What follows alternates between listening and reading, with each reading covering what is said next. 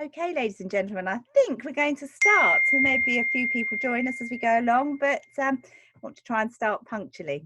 So, good evening and welcome to this really exciting evening, the launch of How to Be Hopeful by Bernadette Russell. And this evening we have Gayleen Gould, who's a cultural reviewer and friend of Bernadette, who's going to take us through the evening. And just before I hand over to you, just so as everyone knows, that throughout the evening, if you want to ask a question or make a comment, you can go to the Q&A button at the bottom of your screen or the chat button, and Gayleen will be looking at these. Oh, there's quite a few coming in already. Ah, lovely. People saying good evening, and it's my sister. Hello. Yes, I don't know. So there's lots of comments coming in already. So, you know, I know we're going to have a lovely evening all together. In these difficult times, it's all a little bit different, and we'd love to be in a room all together, but not for a little while. So I'm going to hand over to Gayleen now. So welcome everybody, and thank you very much for joining us. Hi everybody, thank you Cheryl so much, and hello Bernadette. You seem so far away. No. It's such a shame we're not sitting. We were just talking about drinking gin and tonics and how it's like we might be doing that if we were in the same room, but we're not anymore. But anyway, thank you so much for asking me to share this evening with you, because it's a really special day of this really, really, really beautiful book, if everyone can see it. Really, really gorgeous.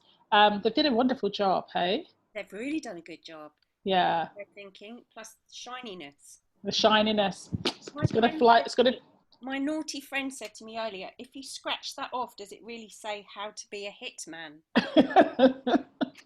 And also what's quite nice, Bernadette, when you're holding up to the light, you can actually see what's reflected in it. So it's quite like, almost like it's in disguise. It's amazing.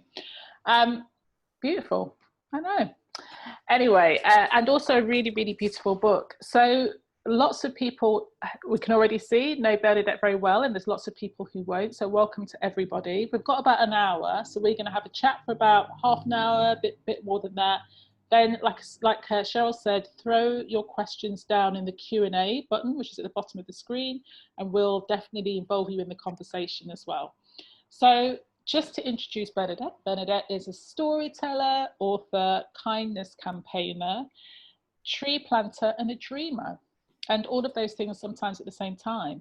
And has written not 3, as I thought, but 5 books. So this is Bernadette's 5th. She's written Short Stack, Do Nice, Be Kind, Spread Happy, Be the Change, Make It Happen, The Little Book of Kindness, The Little Book of Wonder, and now this one, How to Be Hopeful.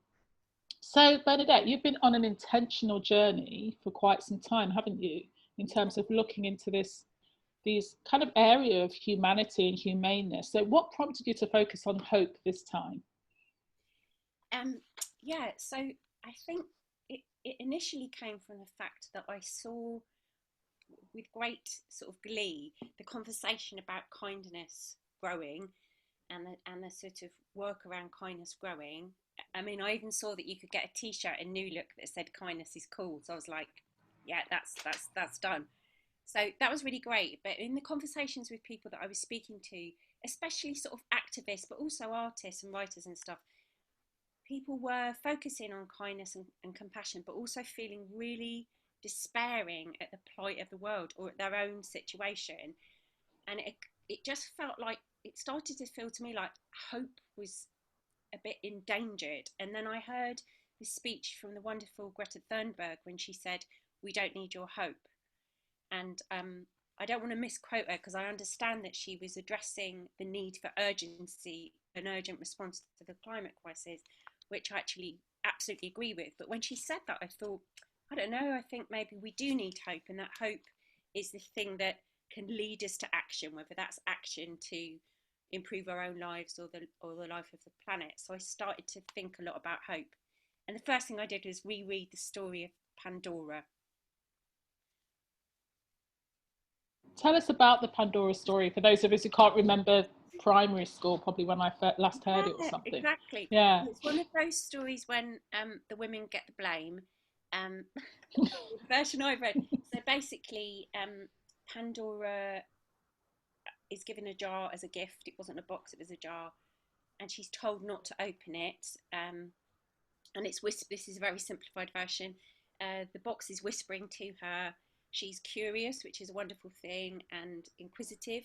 She opens it, and out flies all the troubles of the world: greed, misery, envy, death, grief, jealousy. All of those things fly out into the world, which before then had been heavenly and perfect. And so she's like, oh no, I've torn it now. That's terrible. Look what I've done.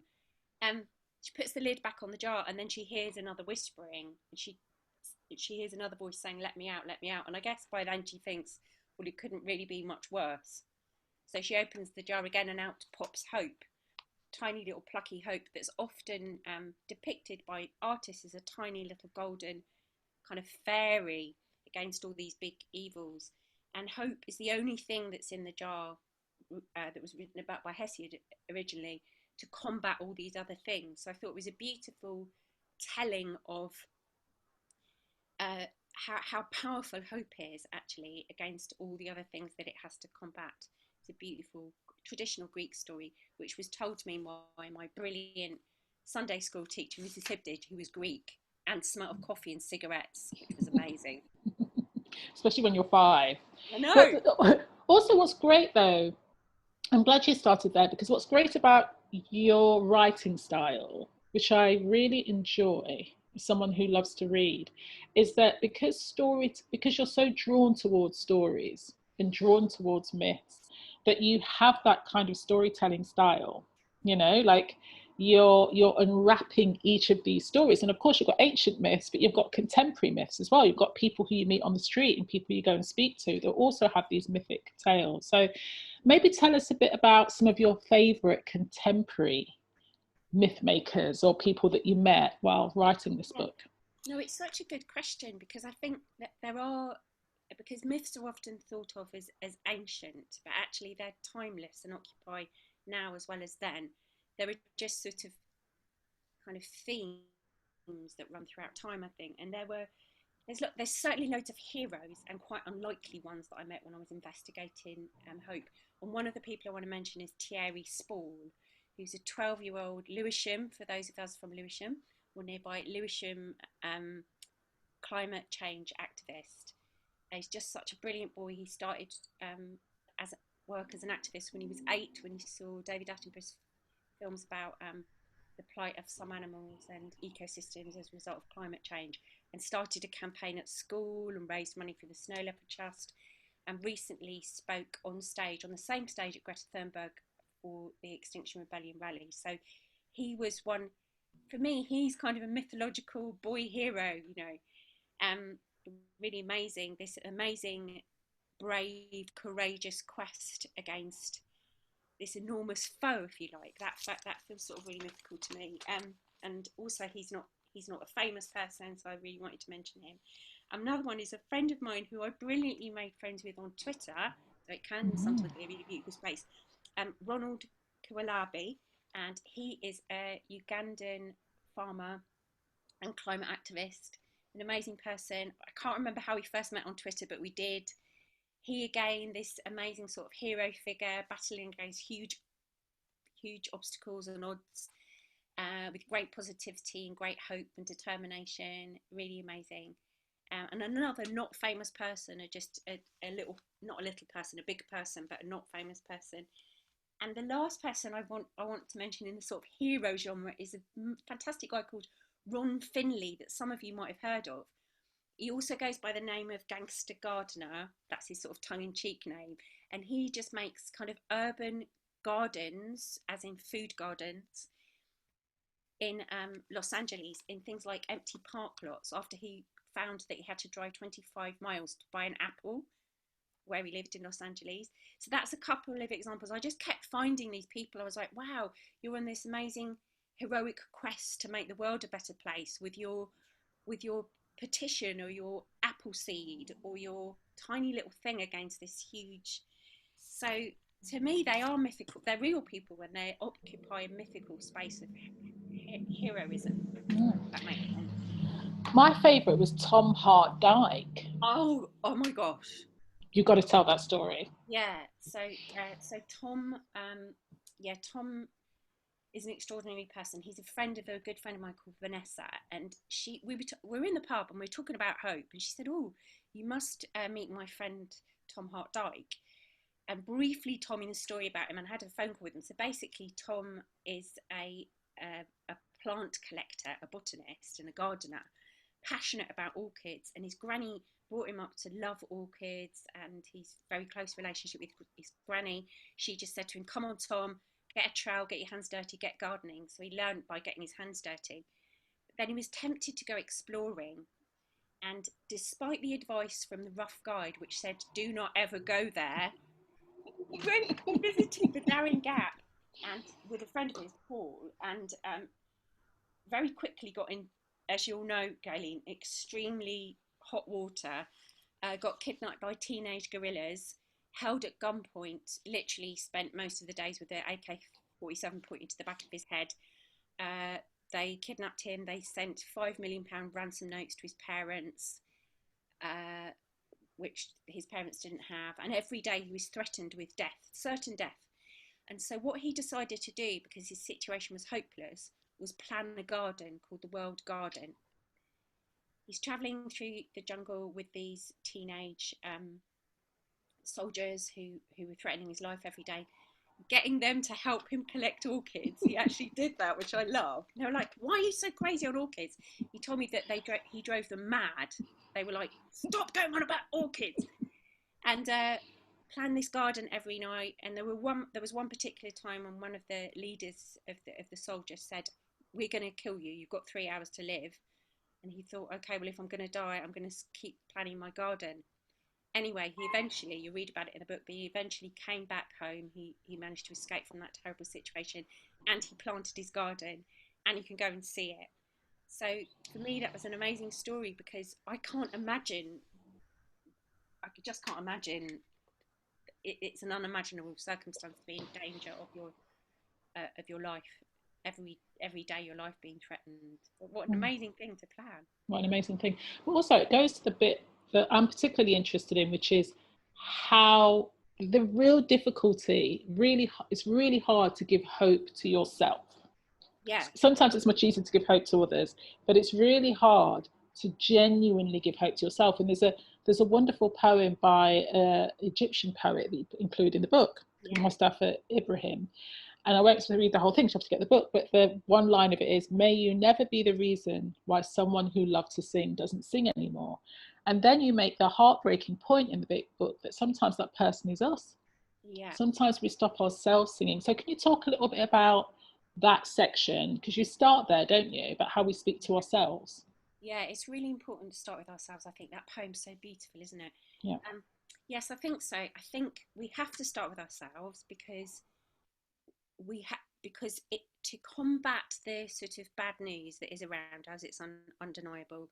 To combat the sort of daily grind and the disappointments that happen, as well as the wider sort of despairing things that can happen, we need resilience. And in order to have resilience, we need strength. And in order to have strength, I think we need confidence, and that comes from self-care and looking after ourselves. So I think it's really important to notice the story, again going back to the story that you tell about yourself. And often I find when I'm doing workshops with people, the story they tell about themselves is, "Oh, I haven't done anything much, I'm a bit rubbish, and I failed a lot," and and actually it's re-examining the story that you tell about yourself thus far. And I put some exercises in the book, and one of them is about retelling that story and telling the story from all the amazing things you've done, and doing it with a friend if that helps, celebrating you passing your driving test, even if it was the 4th time, celebrating you becoming second in the egg and spoon race, celebrating you getting a feature published in a magazine, celebrating you making your house beautiful, whatever it is, and really focusing on that. And then also thinking about the next chapter of your story and what you would hope that to be. So it feels like self-care and self-love and being hopeful about what you will be able to achieve feels really important before you can kind of go out there. I love that you start there, for sure.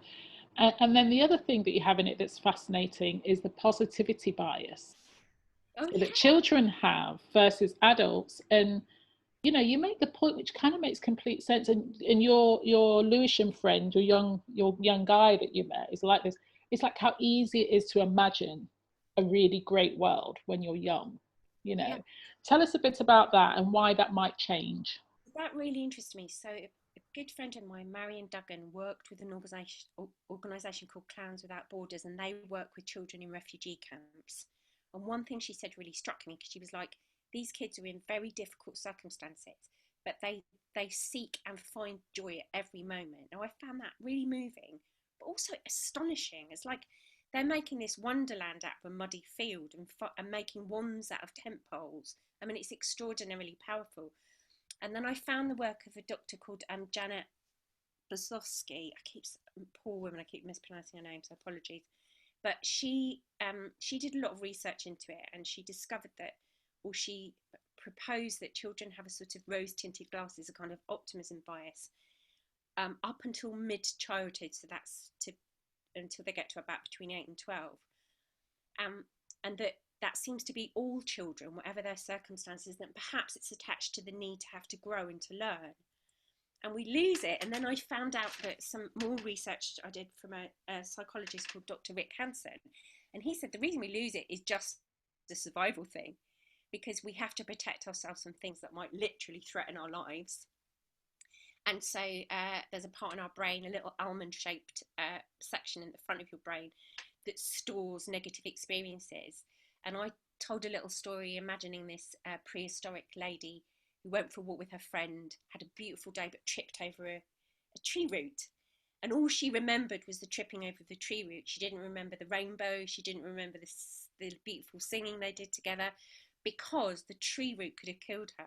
So in order to survive, she had to. And actually, I found that really comforting, Galen, because I was like, that makes sense of me being a bit gloomy sometimes. But he made the point that actually it doesn't help us. And he said it can cause long shadows caused by old pain, which I think was really beautiful. Because actually, using that as an example, we're not going to die from a minor injury. We don't need to be pessimistic all the time. And that you can retrain your brain, and you literally do that by when something wonderful happens, or you can remember something wonderful happening, you just let yourself settle on it for a moment, and then it transfers to your long-term memory. So you can build up this kind of a library of hope. Nice, nice, nice. So your sister Natalie might be in the audience. Working. Oh, is she? It's my other sister that's here, but yeah. Oh, well, we send love to both sisters. But she makes an appearance in the book. She's a psychiatric nurse, and she speaks about the negative effects that social media can have. Not always, as you said, you found wonderful people on Twitter. But that sense of continually being connected in real time to everything that's going on, almost with everybody, it feels like. And also, obviously, this incredibly overwhelming rolling news cycle that never seems to stop, that reports everything or everybody's opinion. So that's a big question, is it how do you manage to stay connected and informed without slipping into the deluge of despair, which I think many of us feel? Yeah, it's really hard. First of all, I think it's entirely individual, so you have to work out for yourself what's the right fit for you. Because we have 24-hour rolling news, I think there's a kind of adrenal quality to connecting with disaster. You might be horrified by it, but you kind of get glued into it. So first of all, it's recognizing that. And secondly, noticing the effect it has on you. So if it is making you feel sad and despairing or panicky or miserable, then maybe you only need to watch that round of news once, not for 3 hours. And also the positive, optimistic, solutions-driven stories are out there. There are loads of them. There are people here tonight. In fact, everybody here tonight. Each of them are doing amazing things. You are. There are scientific innovations, technological innovations, artists doing amazing things, people doing beautiful things. Those stories aren't told or shared very often, but I would recommend as a daily practice seeking them out, because they're always there. I don't mean necessarily the cute sort of hamster stories. Those are brilliant as well. But, you know, the sort of really positive solutions-driven stories. And it's changing a bit, because it used to be the received wisdom oh yeah, bad news sells. But actually, because we live in genuinely terrifying times, you know, I do try to sort of face this head on. I think we desperately need to rebalance it with the other stories that don't get told so often, and there are lots of them. Otherwise, we become hopeless, and in a state of hopelessness, we freeze, or we fight, or we flee, and none of those things are advisable, even, you know, for ourselves or for the world. So I think it's just working out how much you can take, seeking out the other thing, and sometimes just switching off. It's okay to just switch off. You're not going to miss anything too much if you switch off for a little while. I look for good news, sort of solutions driven stories every day, and it's really transformative. It's really, really amazing. And you just think, you know, people are amazing. There's people at every moment all over the world doing amazing things. And aren't you starting something tomorrow, maybe? Yeah. Tell us a bit about that.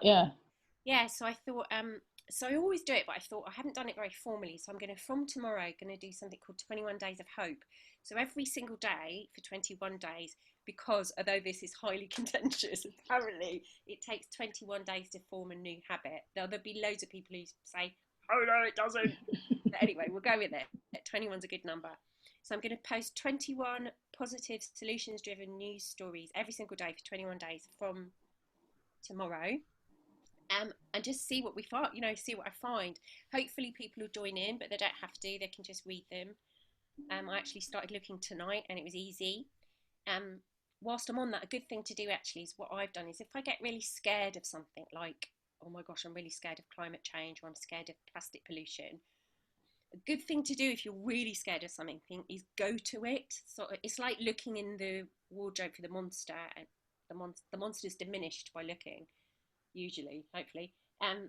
So I sometimes, the thing that I'm frightened of, I try and look for the positive side of that to see if there's anyone fixing it, and there always is, always. Yeah, because there's definitely, I mean, this is it's a great year to bring out the book, but it's a shame that it's great, if that makes sense, because it's been such a tough year, basically. It's a book that we really need in the midst of a pandemic, when we've seen racial injustice again flare up in horrifying ways. You write a lot about the darkest hours, you know, how hope can help, and what are the ways in which we can draw on it. What are some of the exercises at the darkest moments? Can you speak about some of that, maybe share some tips? Yeah, actually I didn't answer, and it sort of connects this. I didn't really address what you said about wonder, but I think it's really worth acknowledging that sometimes things are so bad and you feel so sad, or you feel so low, that you can't even feel grateful. You don't have to. You don't have to feel grateful, and you don't have to be happy, and you don't have to be positive. I think it's really important to say that. But my invitation would be to allow yourself to notice beauty, because which kind of connects to wonder. So if you can, the least thing you can do is say, that is beautiful. Those raindrops in the puddles on the pavement, or that ladybird on that leaf outside my door, or my daughter's face, or my dog rolling in the grass, whatever it is that's beautiful to you. Because beauty, actually allowing yourself the pleasure of beauty, can lead you to hope. It can guide you in that direction. And I think sometimes things are really bad. I mean, it's worth mentioning today's National Suicide Prevention Day, and I'm really aware, because of my sister and my brother-in-law's work, both as psychiatric nurses and friends of mine, you know, that sometimes things are so dark and so difficult that it's hard to feel hopeful about tomorrow. So the smallest thing, just allowing yourself to find beauty, is a great thing in the moment of real darkness. But another thing, I think, is to find a little thing for yourself to look forward to. And that doesn't have to be a big thing. That can be like a really nice cup of hot chocolate, or letting yourself watch a film that you really love, or putting yourself together a playlist of songs that make you feel great, or making a cake. You know, they don't have to be impressive. They don't have to be things that would impress or delight anybody else. It's just for you. So I think allowing yourself to find the pleasure of beauty, and to find a small thing to look forward to, can lead you back to hope. I was thinking yesterday, the most phenomenally, fantastically hopeful and exciting part of the day was finding some birthday cake in the fridge that I'd forgotten I had. Whoa! I tell you, I almost kissed the ground. I was so happy, you know? There's moments like, it doesn't take much, does it? No, that's it. That's a really beautiful point to take. It doesn't take much, and it doesn't have to, you know. And I think I'm a really big fan of small actions. I think small acts of kindness accumulatively can and do and are changing the world. I think small acts of self-care and noticing beauty in small pieces of birthday cake or big pieces of birthday cake, but small things, small accumulative things, because it's possible. It's possible for me to use a little bit less plastic. It's possible for me to go on a little bit of a longer walk. You know, any of those things. It's so that they're possible and understand that they're accumulative.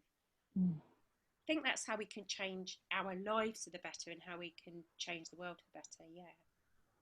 So let's talk a bit about this change, hope being the fuel for change, for positive change.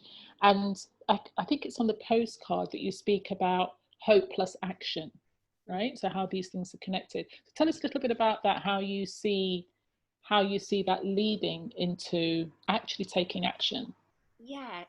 So I start with the book with a poem, actually, an Emily Dickinson poem, which really made me think, in which she sort of talks about hope as a bird that doesn't ask anything of us. And I thought, actually, hope, especially it feels like right now, but it probably feels to everyone in the time they're in right now, the hope that I'm interested in requires action of us. Because otherwise it's not quite hope for me. It's more like wishful thinking or crossing your fingers, and all of those things have got a place. But I think if you hope and allow yourself to believe in the possibility of a better future, whatever that means to you, then action feels worthwhile and useful. And you can believe in taking action because your hope is that the possibility of the future is brighter. So hope provides a fuel for taking action, but also hope should demand action as well, because it's important for us to know it's not worth thinking, I don't know, I hope, let's say, I hope I get fitter. Me hoping I get fitter, and I know I've tried this. Hope me gets fitter by just sitting in a chair doesn't work.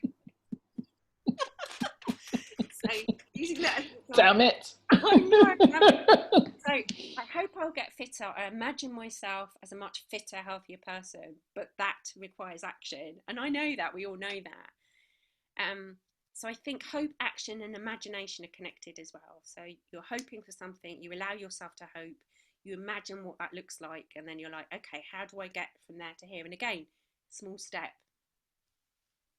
So I want to take you back, Bernadette, way back. So Bernadette and I, just full disclosure, everybody, there's a conflict of interest. Bernadette and I knew each other from, this is a long time now, Bernadette. This is 30, amateur years, a long time ago.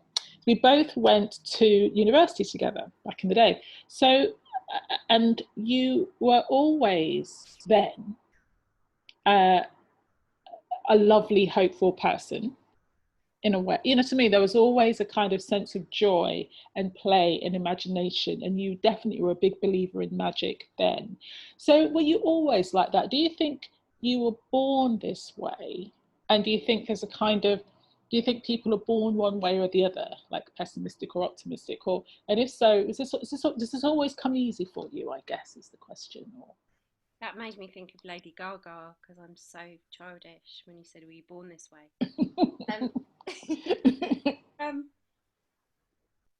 I think we start out, I suspect that we start out with peace and with curiosity. If you look at babies, they kind of seem like that, with peace, even though they scream a lot, but there's sort of curiosity and inquisitiveness and imagination and optimism, like I think I discovered when I studied the work, studied about children's optimism bias. But I've had some really difficult times, Gayleen, and I think my pursuit of trying to find the goodness in people was because as a child I saw adults, sorry if this is a bit heavy for everyone, but behaving really quite monstrously. And so I wanted to believe that that wasn't the only version of the world, you know, and I knew it wasn't the only version of the world. So from very young and witnessing things that, you know, adults behaving very badly, I kind of relentlessly pursued the light. So I looked for where hope was, and I looked where kindness was, and where the crack was, where you could just have fun. And I think that's fairly common. I don't think that's an unusual experience, but I've been persistent in that, and sometimes a bit annoyingly persistent in saying, well, but let's look for the silver lining, but on the bright side. But it's because I don't want to believe, and I refuse to believe, that the world is populated by monsters. I don't think it is. I think we're flawed, we're a bit grumpy sometimes, and we're a bit rubbish, and sometimes we do really bad things. We're not either good or bad or evil or holy, you know, we're none of those things. We're complicated. But I suppose I felt like I kept hearing, and keep hearing to an extent, people are awful, they do this, everything's going wrong, everything's going to end terribly. And it just seems like an oversimplistic sort of, I'm going off piste, aren't I now? No, you're not going off piste at all, because I think both things are true, isn't it? Like, you know, we are both monsters, and we are both have the capacity for huge, imaginative, glorious, you know, feats of possibility, you know. And it's which one do you choose to feed, I guess, is really the point that you make in your work. Yeah, and it's understanding that there isn't just, I do feel like the story that's being told at the moment, sorry to go back to stories, the story that is predominantly being told at the moment is a fear-driven narrative that encourages us to dislike each other and to expect the worst. And because that is the main story that's being told, it feels like we have, as all of us as storytellers, in whatever capacity, we sort of have the duty to tell the other story. If it was more fairly distributed, I might be telling stories about monsters, but it's not. There's too many of those. I think. Yeah. Well, you've got lots of head nods and cosigns in the chat. Kimberly Trim is with you on the 21 Days of Hope. Hope requires action, or it's wishful thinking, says Vanessa. Duncan strongly agrees with the link between hope, action, and imagination. So there is something about the connection between those two things and the role of art. I mean, you began as an artist, right? You are an artist. And I think that, do you think that's been an important springboard for you into exploring this work more in a research-based way? Or?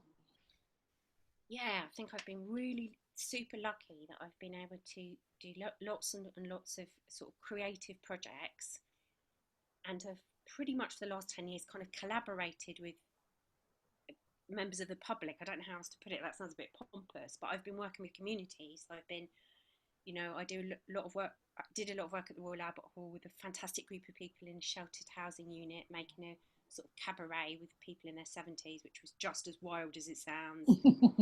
And doing projects in primary schools, and so I have been able to find creative expression. But I've also discovered, because I'm working with people who don't necessarily identify as artists, that everybody is an artist. Everyone's a storyteller. It's in our DNA. That's what we do. We yearn to creatively express the human experience, whether that takes the form of knitting, making a cake, sculpting, whatever. So that's been really great. And I just said that because I don't think it's sort of unique to people who might think of themselves as professional artists. I think it's everyone, I think. So I perceive your work more as a mission than a job, right? Like, I think this is, whichever form this takes, I think this is your mission, like you're saying, to share those stories that balance out and that remind us what's possible. So what does success look like to you, Bernadette? If this beautiful book is, you know, if it does its job, how will you know? What do you hope to see? Well, I feel like being a small part of the ecosystem of conversation around kindness and seeing that grow and kind of stepping back a little bit from the conversation actually was hugely gratifying. And I was one of many people kind of exploring that as a theme. And I'd like this to be the same. I'd just like the conversation to grow. I would like the conversation and emphasis about the way that news is reported and the way that social media is used and utilised to change. And I'd like to be a small part of that, because I think it takes lots of us and lots of books and lots of conversations.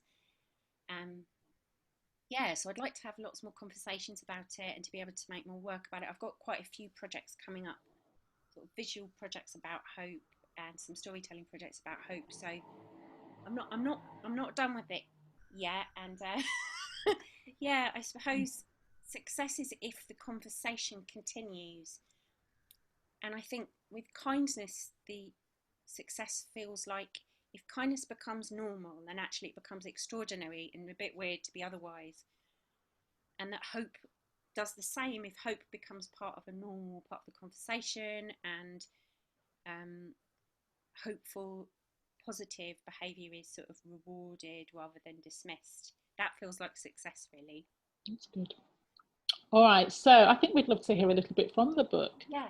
You read. And while Bernadette's preparing to do that, this gives you, the audience, chance to throw some great questions or mediocre questions or okay questions or just questions in the Q&A box. So if you know what you want to find, that is, if you go down to the bottom of your screen, the far right, there's something called Q&A, open it, and you should be able to drop a question in. If not, drop it into the chat like you have been already. And then we're going to have time to respond to your questions.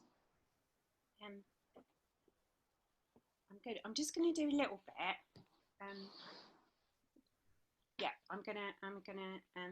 So I was going to read a bit about plastic and a bit about the future, but I'm just going to read about the future, and then you can read about plastic yourself. Okay, so I wanted to read a little bit about the future, which is right at the end of the book in a logical sense, because I think at the moment, considering having the courage and the imagination to think about the future in a positive way is quite challenging. It's been quite a difficult week, news-wise. So I just wanted to read to you a little bit about my utopia. Let's imagine that we freed up huge amounts of land from grazing animals as we choose to eat less meat. Our herbs and our vegetables grow in the air or in our own community spaces and gardens as we learn to be farmers ourselves. Alternative protein sources are created cheaply and easily in labs and in factories, and food is delicious and affordable. Its production is carbon neutral and there is plenty for everyone. Children pick apples in the orchards in their own schools. Farmland is rewilded, filled with an abundance of wildlife, which happily coexists with crops. We have beautiful places to visit and work in, where we can breathe fresh, clean, unpolluted air, improving our physical and mental well-being and providing us with places for play, fun, celebration, contemplation and memorial. Meanwhile, in all the cities, all public transport is free and is run on renewable energy. The sound of engines is being replaced by birdsong, the clink of spoons against coffee cups, and chattering children walking safely in crocodile lines to schools. People walk and cycle, improving their physical and mental fitness. Access for wheelchair users and for those with sensory and learning impairments too are greatly improved. City dwellers breathe clean air thanks to trees everywhere, planted and cared for by the community. Power is supplied by community-owned solar panels and there's solar paint on our homes. Everyone who has a garden or a window box grows their own food. Local shops sell boxes of wonky vegetables cheaply, reducing waste. We have enough food, water, education and space because we've achieved the cultural and spiritual transformation we needed by deciding to love each other and to be kind and to be fair. And this transformation includes all of us, CEOs, politicians, heads of industry, artists, scientists, teachers, farmers, refuge collectors, nurses, care workers, students, parents, kids. All it has taken is for each of us to persuade ourselves and each other that this kind of world is a better world to live in, and then to act in hope, with hope, creating hope to make it happen. And this might be a world of my own creation, but there's no need for it to remain fictional. It is within our grasp, and so much of it is based on things that are already happening. Public transport is already free in several cities in Europe, including Dunkirk, Tallinn, and Luxembourg. Downtown Pontevedra in Spain is already car-free. In the villages of northeastern Bangladesh, residents have installed solar panels on their roofs, providing a cheaper source of electricity for all. In Tafodword in Wales, a site that was home to 3 coal mines is being transformed into a community park and wildlife reserve, and the power of the river has been harnessed to produce hydropower, enough for the needs of 150 average-sized households. In Nairobi, Kenya, the fantastic organisation Taka Taka collects waste from households, businesses and factories. It turns organic waste into high-quality compost and recycles 95% of all other materials, one of the highest rates in the world. With innovations such as these, combined with compassion, community and hope, I think we can make utopia a reality. And you might have your own quite different, hopeful vision of how the future could look. You might not agree with mine, and that's fine. We were never meant to work it all out on our own anyway. As I hope you've come to see, hope is an active, shared, collective endeavour. And I've learned so much on this journey about what it takes and what it will take to make things better for ourselves, for others and for the planet. It needs all of us with our I have an idea, and our this is just might work, and our what about if we. We need to accept and put aside our differences to discover the things we have in common and work together for a better future. We need to focus on what we want the future to look like and concentrate our efforts on making it happen. What a relief it will be for us to evolve from this highly individualistic place to a future where we understand that our collective action has the power to change everything for the better. We already have everything we need to achieve what we hope for. We only need to come together and summon the courage to act on our wildest dreams. We can do it. Come on! Please say you wrote "Come on." No, I should have. Oh, you should have done. You should. The end. But what's really beautiful about that, and it segues into some of the wonderful questions that have come through, is it requires vision, doesn't it? Hope. It's often if when we're not hopeful, we're always looking back at what's wrong at everything and not what could be right. So I was there, Bernadette. Yeah. I was there, breathing that clean air. You're right, imagination, and it's all, you know, it's audacious, and it invites mocking to say things like we should all love each other. But I sort of dared to put that in at the end, because by the end I was like, I think it's okay to say that. Like, everybody knows that, really. Right, let's come to some of the questions. So we've got around 15 minutes. Let's see if we can get through them. We've got about 5 really good questions. So I might link to Maggie Gordon Walker asks, do you believe in the idea that people have old or young souls, which might affect their hopefulness? And then Mary Nelson asked about when working with children, trying to construct a better society, do they ever have ideas that surprise you or remind you of what you thought as a child? If so, what? So maybe those two are semi-linked. Yeah, amazing. Well, Mary, yeah, as you know, hello Mary and hello Maggie. So I do lots of things with children, lots of sort of workshops with children, and I do a lot of things about imagining the future. And what's brilliant about kids, I will come to yours and Maggie's as well, they're not scared of imagine. They'll just say, I'm going to invent a tree that's going to suck up all the plastic and turn it into fuel. They don't worry about what I call the heavy lifting. They do the imagination part. But as Einstein said, we need that first. That's always the first thing we need, because so children constantly surprise me. And you can go into a room with kids, you don't need any ideas. That's my good friend Mark Stevenson said, you don't need ideas with kids, they have loads. What's great about being around children is bearing witness to the courage of their imagination. So they always think, but when I've done loads of things with kids, and they'll say, all homeless people, they're like, even quite young kids really understand the troubles of the world, and they'll say homeless people need to have somewhere to live, people need to not be cruel to animals, we need to stop being racist. Really young kids are really aware of that, so that's amazing. The old and young souls things really interests me. I think it's beautiful, and I don't know whether that's a true thing or not, but I think it's a lovely, beautiful, interesting idea. And I certainly think that some children have experienced far more, and therefore have a sort of older perspective than other children, and I think some adults have maintain a sort of childlike quality, which I guess you could think of as their souls, and might be to do with experience. I don't know. But I have to say that one of the most hopeful people I ever met was my 94-year-old friend Doris, who I talk about in the book a bit, who had all sorts of aches and pains, as one would expect at the wonderful age of 94 years young.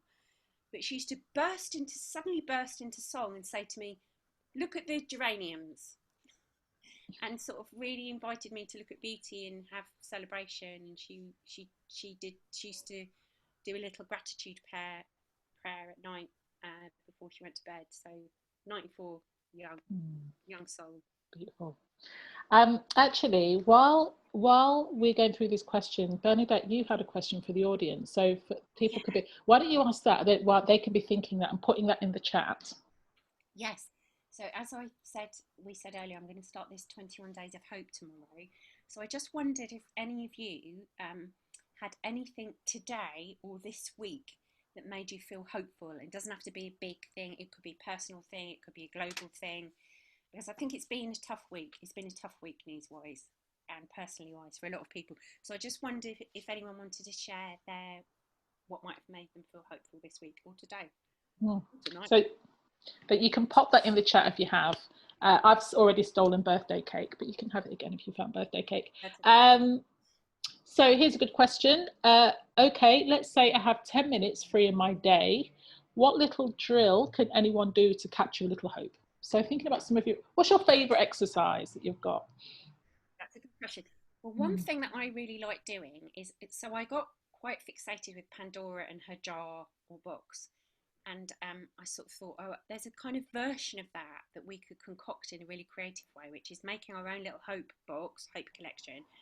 And so I think if you've got 10 minutes there every day, think about one thing that makes you feel hopeful or lifts your spirit.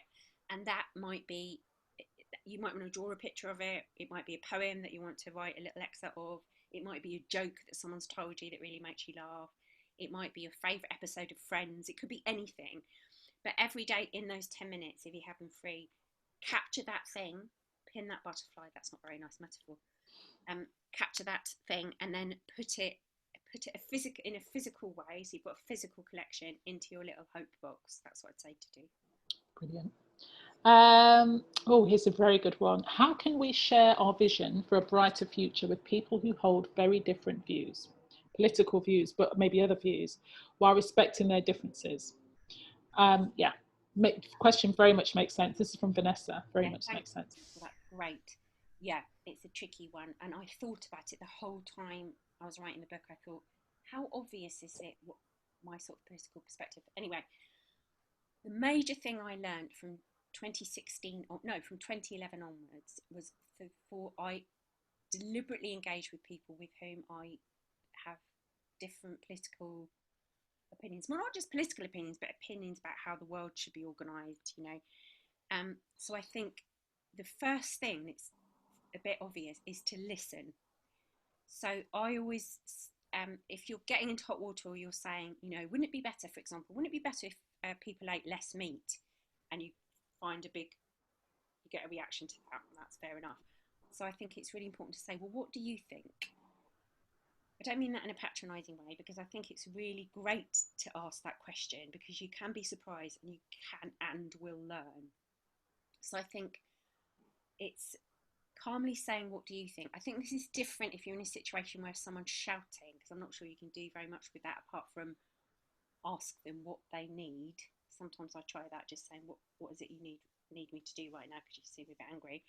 But if it's not a combative sort of situation, I think just say, what do you think? This is what I think, but I'm not sure.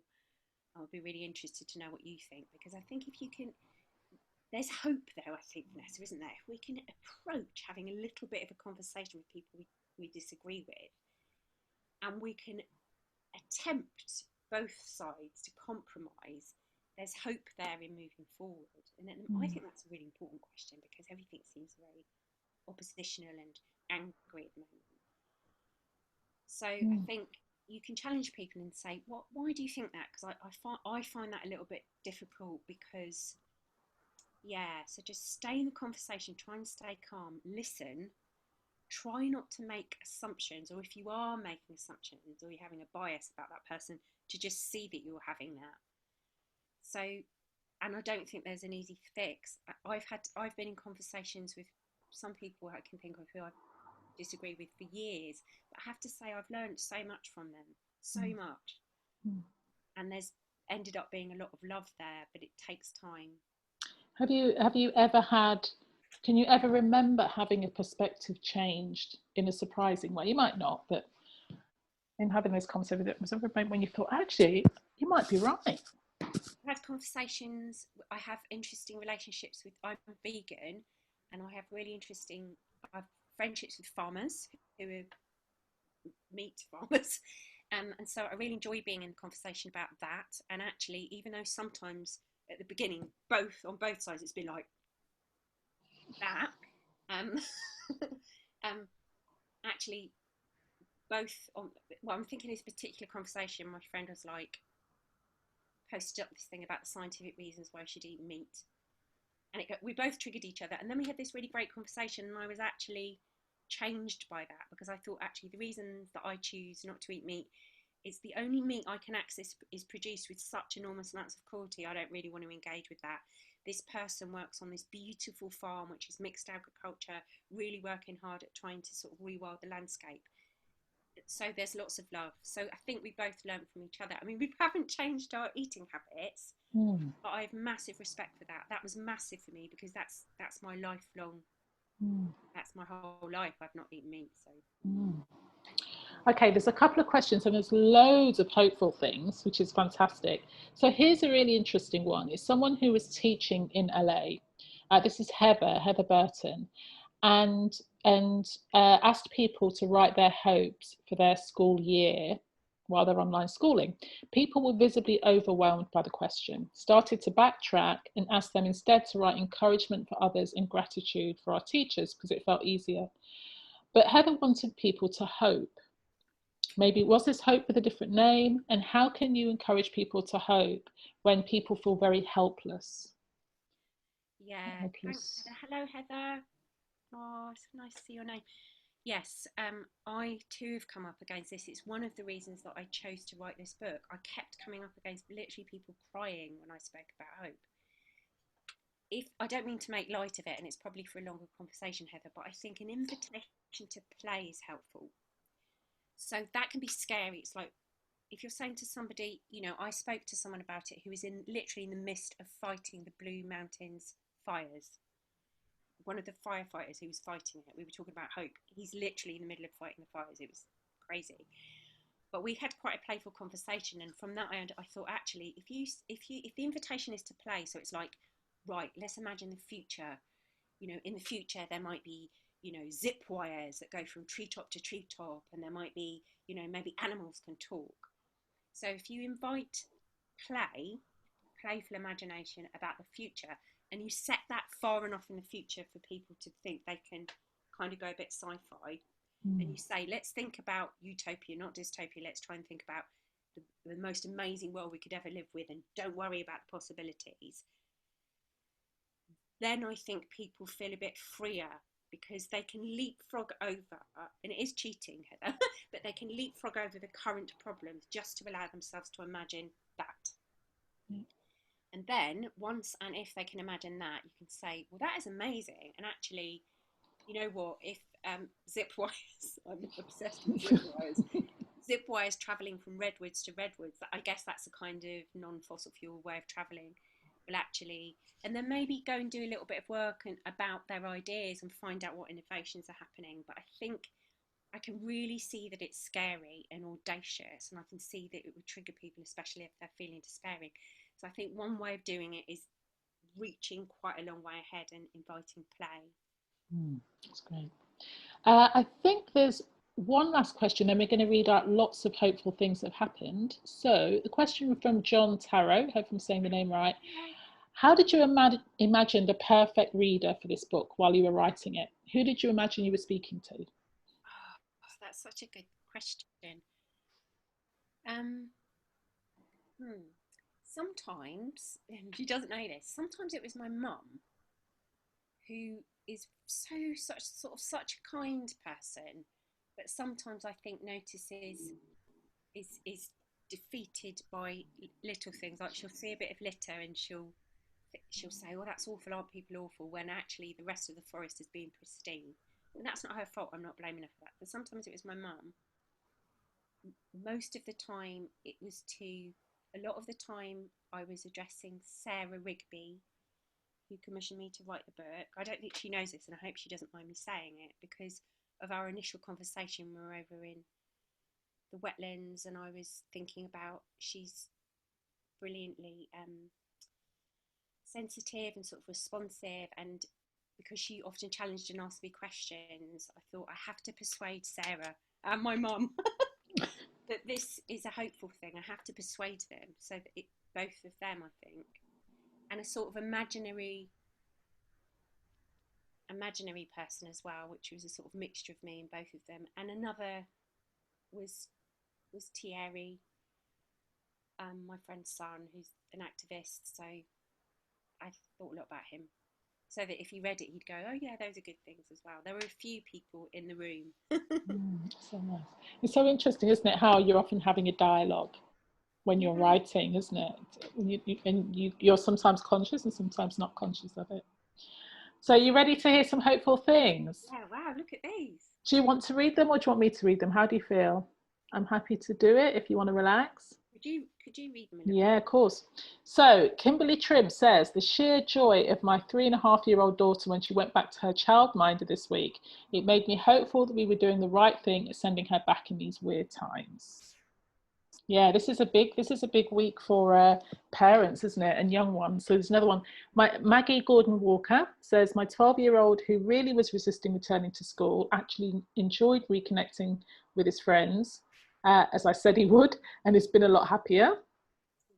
Oh, congratulations to Amanda Ledley, I think her name is. She's got a fab new job moments after realising that she was going to be unemployed. Hope springs eternal. That's a great phrase, isn't it? Tim is my sister, and she's talking about my niece. Maggie's a very old dear friend of mine, and Amanda's my cousin. Oh, I love it. You've got this really great hopeful family. This is really wonderful. Either you're spreading it or it's naturally fountain coming up through. So Lizzie says, this week's bit of hope, seeing my kids running back into school and being welcomed by their new teachers. Ooh, hugging their friends, socially distancing, yikes, and coming home covered in muck and gravy. That's the best thing covered in. That's brilliant. Sarah Rigby was planting out new plants on a beautiful day today. It was really beautiful today, with the hope that they won't be munched by slugs and provide some excellent greens for the autumn. Oh, Emma Finnegan, I think I can co-sign this one, Emma. Someone lovely, wink, wink, planted a tree in my name as a thank you gift. It reminded me that even if things are going to get worse before they get better, we'll always have nature and the joy and peace that brings. And if school's shut, at least we can go back to our lovely daily morning family forest walks that we did throughout lockdown in the summer. Yeah. There is something about nature, isn't there? That if there's, really restored. I mean, yeah, that sense of eternal hope, you know, I think all of us felt it being outside this summer.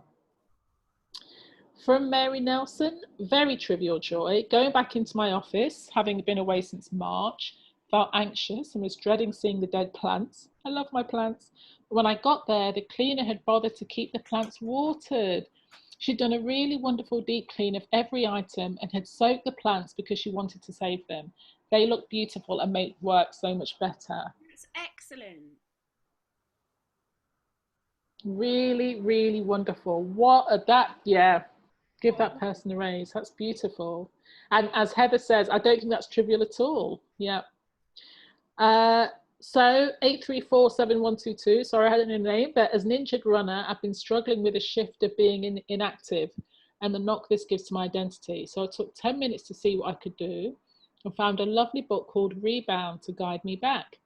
It may be a long road back, but this is helping me. Heck, long roads are what I do, right? Yay! Yeah, this is just a different kind of marathon, it sounds like. Ben Hogbin, good name, Ben. Going to Waterstones and buying a copy of your book and seeing my name on page 19 gave me hope.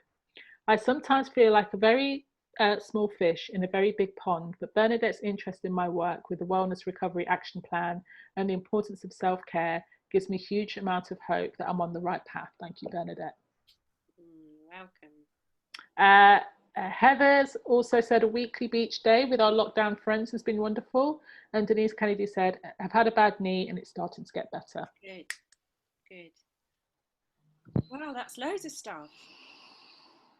Really loads of stuff. So from, yeah, as I said, so from tomorrow, I'm going to post on all social media, I'm going to post a good news story every day. Thanks, sister, for joining me with that.